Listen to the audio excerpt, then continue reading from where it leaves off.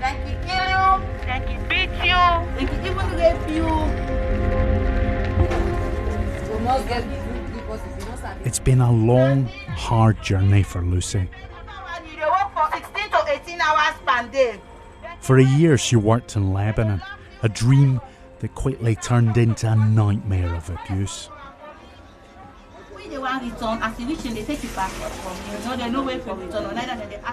Now, safely back home in Sierra Leone, she's warning other women not to go.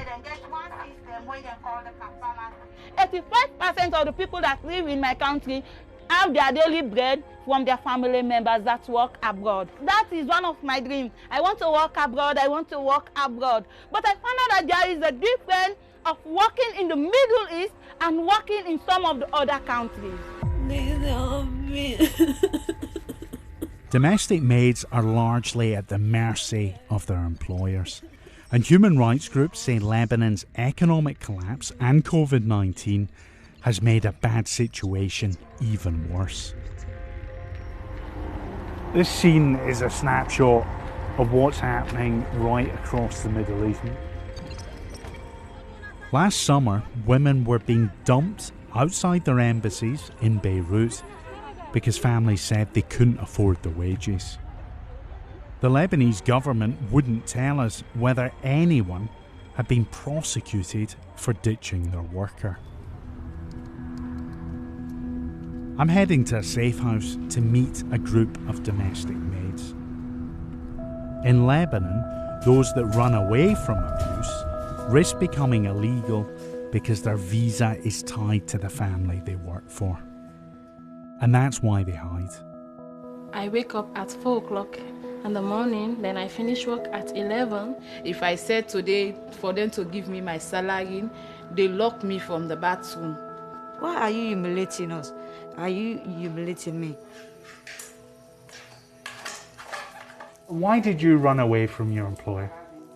Because my employer treats me like a slave. I said how I can work without no salary. They told me there is no dollar, no money in Lebanon. I want to go back home to my country for me to go and take care of my son.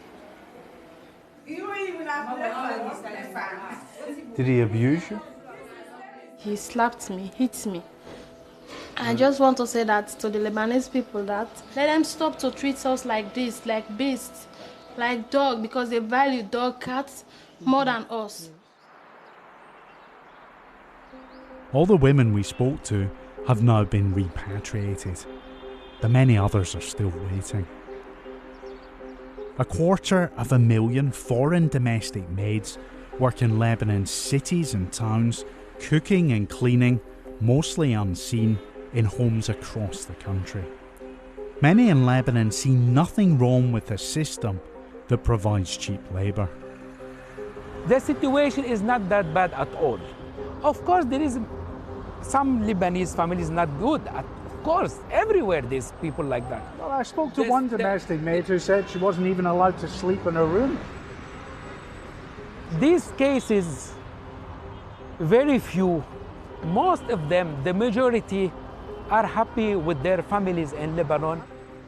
But the Lebanese government knows there's a problem. Last year, they tried to introduce a new contract that would give domestic maids greater protection. It's pretty extraordinary that you have to write in law that a domestic maid is allowed to take phone calls from her own family. At the Ministry of Labour, we think it's the rights of any person to be free to receive a call from his family. But we are afraid maybe in some house they don't respect these rights. But in the end, the law never passed. And back in Sierra Leone, Lucy continues her campaign warning women of the abuses. Some are listening. I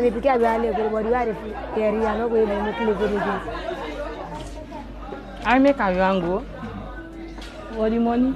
But I know they go again. Because this woman, we don't explain you wait to pass there. now I am doing this job. Although I'm not getting paid, I'm not getting anything at the end. But like, I'm getting what is more than money, trying to save lives. But poverty will always propel people far from home, even to countries where they have few rights.